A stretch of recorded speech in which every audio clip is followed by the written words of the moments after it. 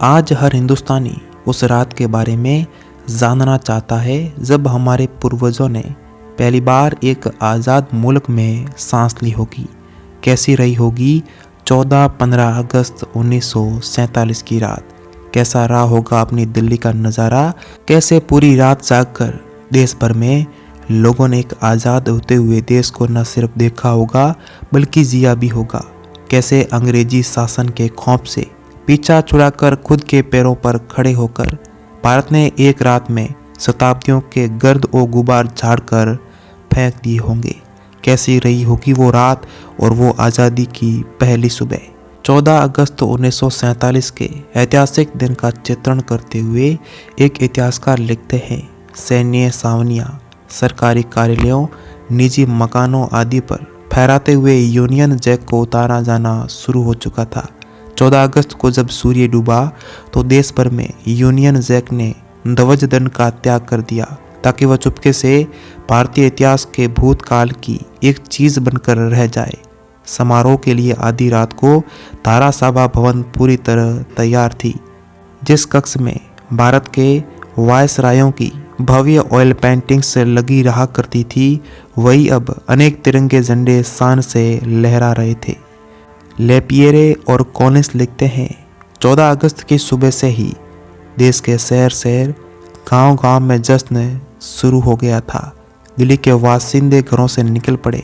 साइकिलों, कारों, बसों, रिक्शों, टांगों, बैलगाड़ियों, यहाँ तक हाथियों घोड़ों पर भी सवार होकर लोग दिल्ली के केंद्र यानी इंडिया गेट की ओर चल पड़े। लोग नाच गा रहे थे, एक दूसरे को बधाइयाँ दे रहे थे और हर तरफ राष्ट्रगान की धुन सुनाई पड़ रही थी। लोग गधों पर चढ़े, घोड़ों पर चढ़े, मर्दों ने नई पगड़ियाँ पहनी, औरतों ने नई साड़ियाँ, बच्चे माँ बाप के कंधे पर लटक गए।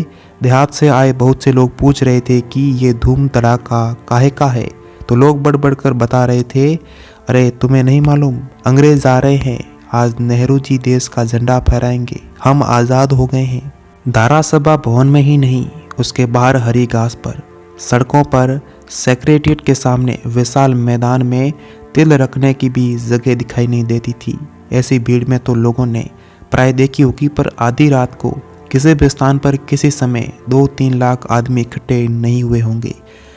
दिल्ली ने अतीत में अनेक उत्सव, अनेक पर्व देखे, बड़े बड़े चक्रवर्ती दिग्विजय सम्राटों के समारोह देखे, लेकिन अतीत के वे सभी महोत्सव उस महान पर्व के आगे फीके पड़ गए जो दिल्ली के लोगों ने 14-15 अगस्त 1947 की रात को देखा। उस रात दिल्ली में स्वतंत्रता का अवतरण हुआ। ठीक आधी रात के समय जिस क्षण 15 अगस्त के दिन ने जन्म लिया, लाखों नर नारियों को ऐसा आभास हुआ मानो गंगा की तरह स्वर्ग से स्वतंत्रता धरती पर उतर रही है।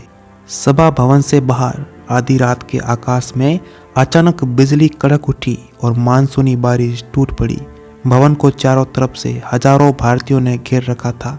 वे भीगने लगे। चुपचाप क्षण क्षण नजदीक आ रही उस आधी रात की संभावना ने उन्हें इतना रोमांचित और तन्मय कर रखा था कि भीगने का उन्हें पता ही नहीं चल रहा था। आखिरकार आधी रात की वह टंकार शुरू हुई जिसने एक दिन के समापन और साथ में एक युग के भी समापन की घोषणा कर दी। टंकार के दौरान कोई व्यक्ति बिल्कुल भी नहीं हिला। फिर नेहरू के शंखनाद ने एक बड़े साम्राज्य के अंत और भारत भूमि पर एक नए युग के सूत्रपात की घोषणा कर दी। समारोह एकदम भव्य था। नेहरू जी सूती जोधपुरी पायजामे और बंडी में थे। वल्लभ भाई पटेल सफ़ेद धोती में प्रकट हुए थे। R.L. हांडी लिखते हैं, रात 3 बजे तक शपथ ग्रहण आदि के बाद समारोह समाप्त हो गया। कुछ लोग घरों को वापस हो गए। बहुत से हरे लौनों और फुटपाथों पर भी सो रहे थे। अगले दिन यानी 15 अगस्त की सुबह 8 बजे जवाहरलाल नेहरू ने लाल किले पर यूनियन जैक की जगह भारत का तिरंगा झंडा फहराया। दिल्ली हजारों साल का पुराना शहर था। अपने इतिहास में उसने एक स्थान में इतना विशाल जनसमूह निश्चय ही कभी नहीं देखा होगा। तो दोस्तों, अभी के लिए इतना ही। अगर आपको जानकारी अच्छी लगी हो तो हमारी वीडियो को लाइक करें, इस चैनल को सब्सक्राइब करें और कमेंट करें कि यह जानकारी कैसी लगी।